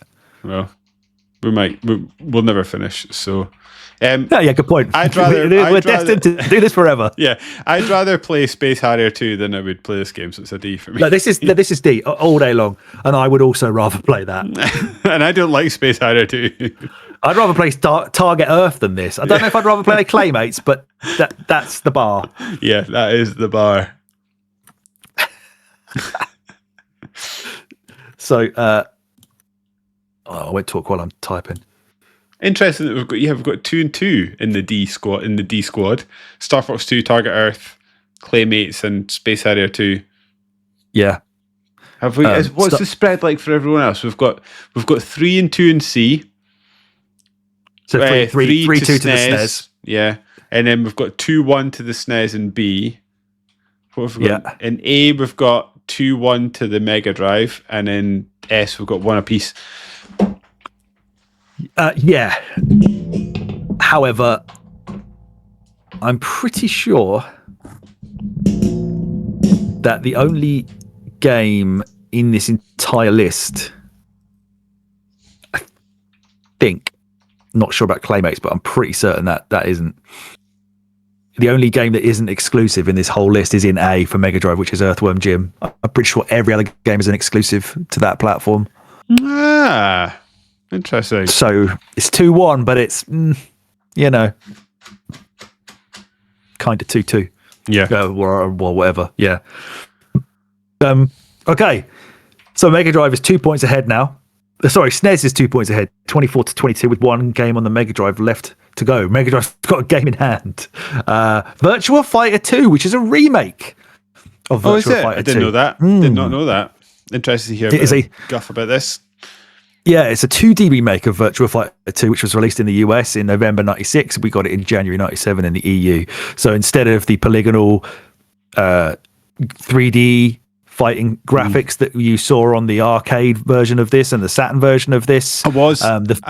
Given that it came out on a Mega Drive, I shouldn't have been, because I was like, oh, I think this is a 3D game, and I loaded it up and it wasn't.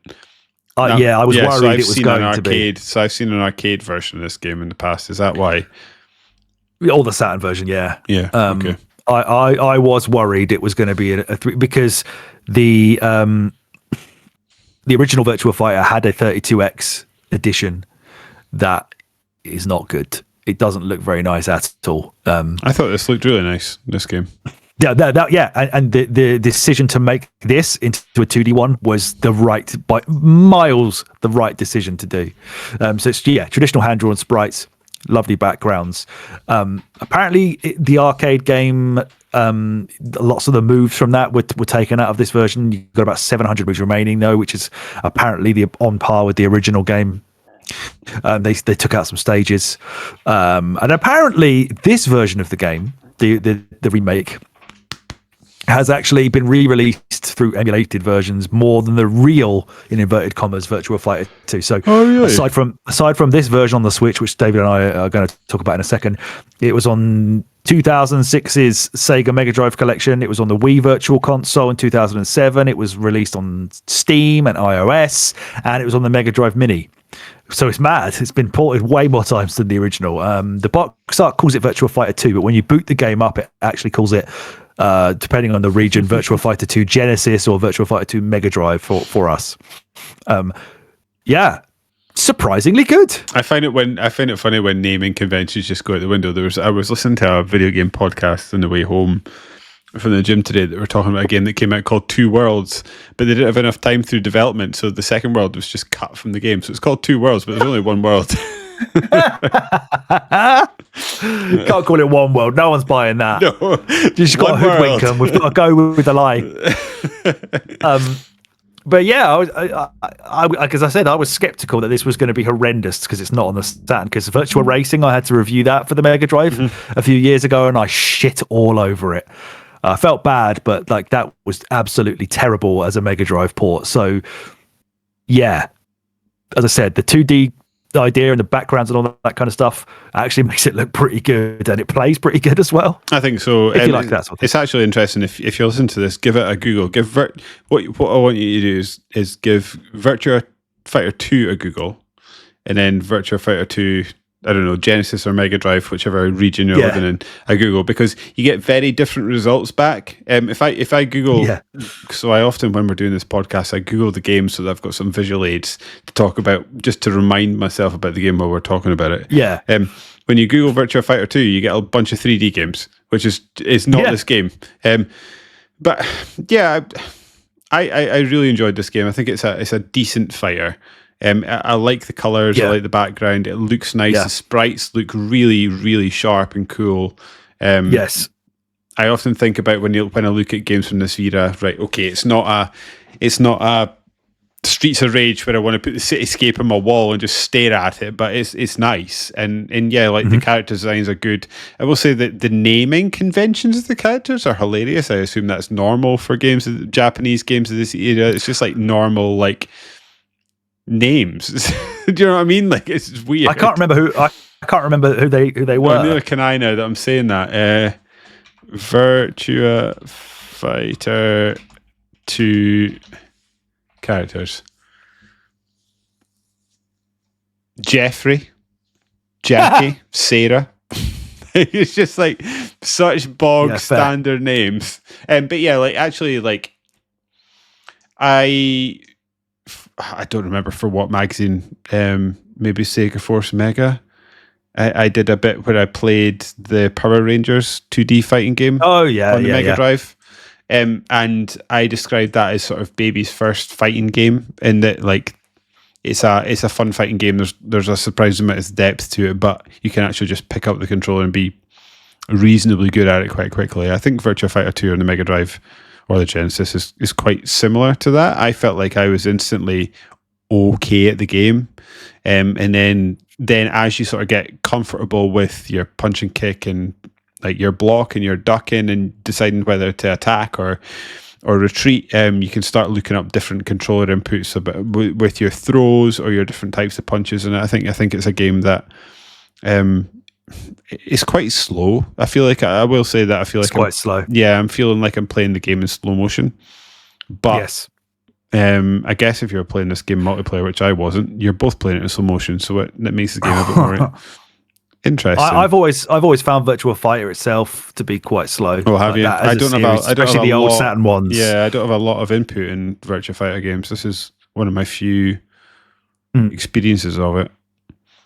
I've never been overly enamored with the Virtua Fighter games, but I actually quite enjoyed this one, as you say.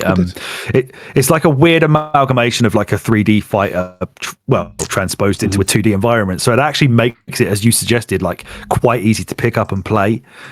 The moves aren't overly complicated to pull off. Certainly, if it's like direction plus button. It seems to be the general. Maybe two buttons together. Yeah. It's nothing like a Mortal Kombat or a Street Fighter 2. So it's nice to be able to pull the moves off. And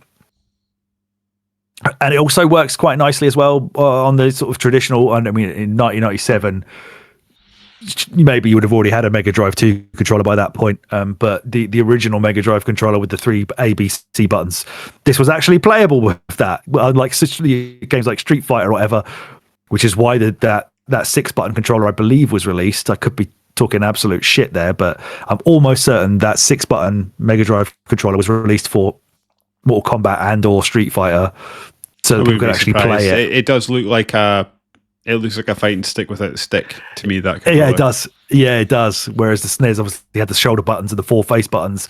The Mega Drive, I think, you'd had to be using the start button and stuff to pull off moves, so it was just a mess. So, but this one, you've only got 3 buttons that you need to use. You've got a punch and a kick and a block, and that's basically it. Jumping was with up. So I don't know if this is before you say that. But I don't know if this is normal for fighting games this era as well. But the time limit for the fights were wildly short as well. So they were. It made for such a slow game. I've hardly even got over to the other bloke before the time runs out. It made you play aggressively in a way that I quite enjoyed. I think there's some games that I've played that just allow you to be incredibly defensive. This game doesn't really cater for that, which I don't know. There's a place for both. I think I was being a bit of a coward then because I was doing a lot of blocking.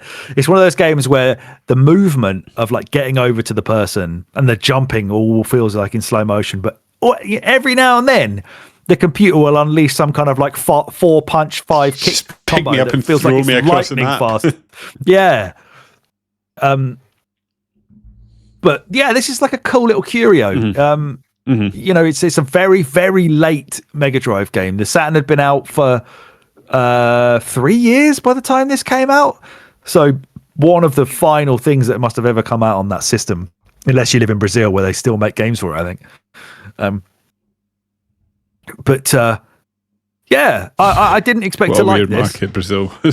Honestly, seriously, look that up and look how long they put the Mega Drive out. And that I remember listening to into Sega the 2010s. Service Games book that we both listened to. Of course, yes. That must be where I heard about it as well. Actually, thinking about it. This is a cool game considering the constraints it was under. I think is agreed. That's how I feel about it. Agreed. Where did you put it? Oh, this is a tough one. Again, I'm feeling C for this. I don't think it's quite a B. But I don't. Okay, I did have it in B, but I would accept. Well, we put it. I just thought it was better. I thought it was better than everything that we had in C. You're right. It's better. It's better.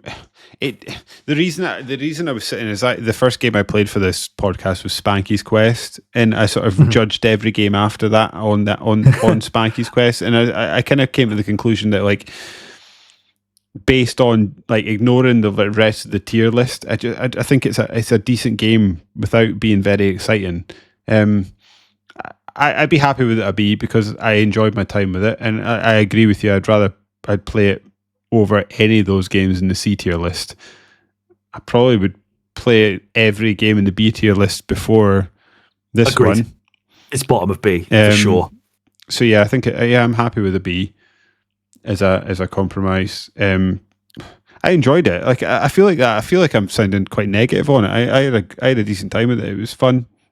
I just think by the time it came out, there were other better games on offer on other systems and even on the same systems.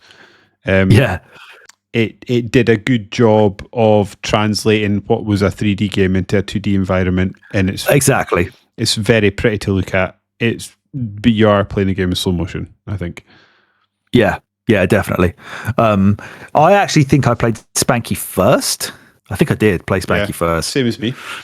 And I put it as a B when I first played it. Spanky as a B. Yeah, and then I dropped it down to C after I played, because I played Virtua Fighter 2 last.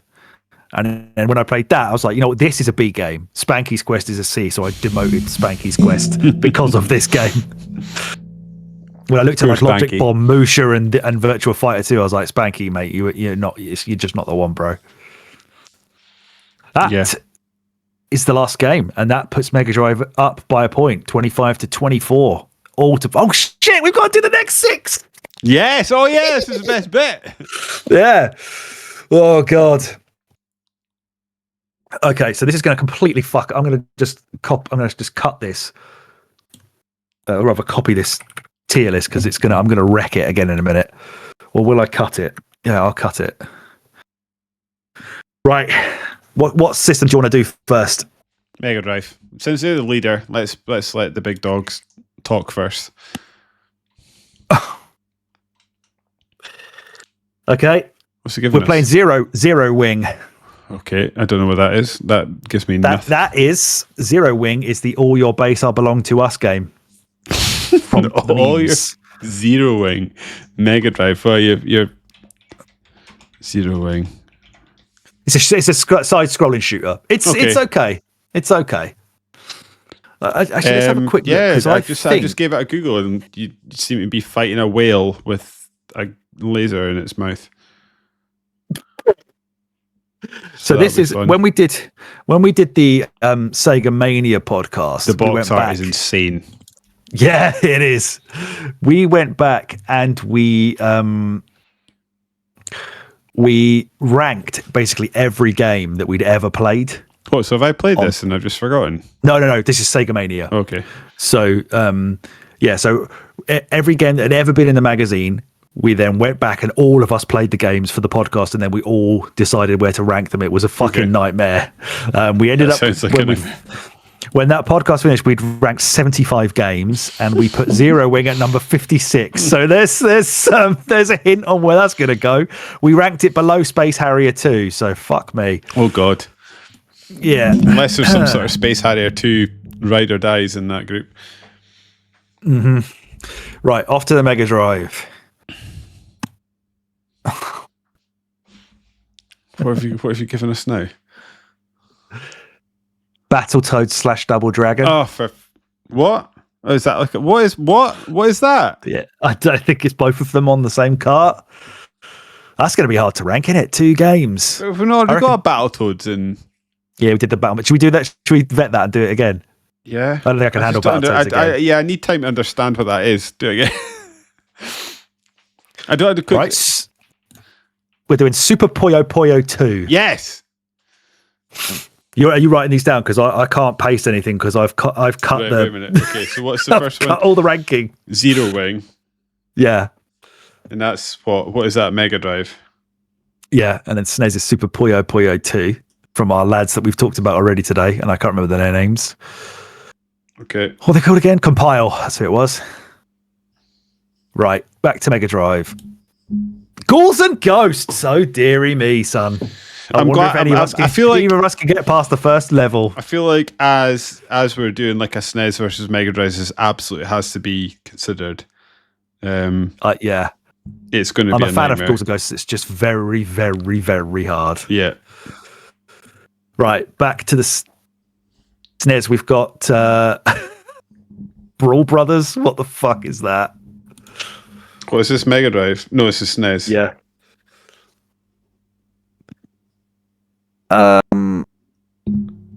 Sorry, it's a beat 'em up. That was the way to say it. Sounds like a knockoff of Streets of Rage, based purely on that name. 2 to go. Okay, looks like it might be all right. It might be all right. So back to Mega Drive again, yeah? Yep. What the fuck is that? Alicia Dragoon? Oh dear. Is that with an A, Alicia, or E, Alicia? Alicia. That screenshot on Wikipedia is so small. What is this? A platform game? Okay. Yep, I'm fine with that. I mean, you look at that box art, that is Mega Drive as fuck. Mega Drive / D&D. Yeah, good God. Right, and then back to the SNES. No. I'm going to vet it till I get something I actually want. I'm not having fucking amazing Hebereki, whatever the hell that is. Not Star Fox, piss off. I did just get Pilot Wings, so I may just go for that in a minute. Not Super R-Type, no, I can't handle that. Brawl Brothers is back. Oh my God. All right, fuck it. Let's do, what was the one I just said? Let's do Pilot Wings. Pilot Wings. Yeah. So we've got, on SNES, we've got Super Puyo Puyo 2, we've got Brawl Brothers, and we've got Pilot Wings. On Mega Drive, we've got Alicia Dragoon, we've got Ghouls and Ghosts, and we've got Zero, can't read my own writing, Zero Wing. Yeah. For the next podcast. Oh no, I've gone fucked it. Ghouls and Ghosts, I'm interested to play. Wait. It's going to be brutal, but it's going to be awful. Brawl Brothers seems like it. Oh yeah, I'm just sort of interested in that from an academic perspective. Pilot Wings, I'm not sure. I've played that before, so it will be fun to dig into that.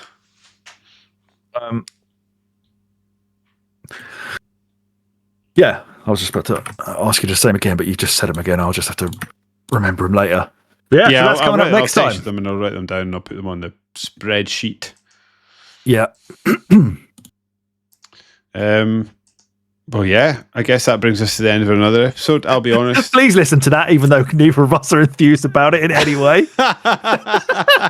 If nothing else, you might hear us talk shit about something, which is quite fun in itself. So, honestly, like it's funny. I had a lot of fun playing those games. Yeah, I mean, I probably would have been like, oh, fucking hell, Spanky's Quest, but a solidly decent time playing those games. Just, yeah, which is kind of my takeaway from it. I'm not like losing my mind about it. If you want to watch us on YouTube, podcast on there, you'll get podcast episodes, shorts, and let's plays in the run up to games that we're covering for the next pod. So search for a Winners U podcast. If you're watching us on YouTube, just search for a Winners U podcast on your podcast feed of choice, and we'll pop up. Blue Sky at Super Smiley for me, at Thrillix, that's correct, isn't it, for Alex, and at so. Winner is You Pod for both of us. TikTok, just search for Winner is You podcast and we pop up. Alex, any housekeeping? No, other than next up is what we're doing next again. The draft with Kelsey and then draft. Bully. Yes, the draft then Bully. I'm looking forward to both of those. Those will be good. What year draft are we doing? We're doing 96 first. 96. And we'll do 2026 in that as well, because obviously that's that needs doing for the rest of the year. Wait, so we're double whammying? Yeah, we're doing 5 games for 2026, remember? Like this year's thing. Oh, yes, this is year 2026. In my head, you said 2026, and my brain registered 1996, and I was like, oh, I'm not going to win that. so I just tuned out. That is also there, but yeah, 96 is the main one, and then 2026 after that. Okay. Well, yeah, you got that to look forward to, folks. So, I suppose on that, I've been David, he's been Alex, and we have been A Winner Is You, and I'm out. Keep gaming.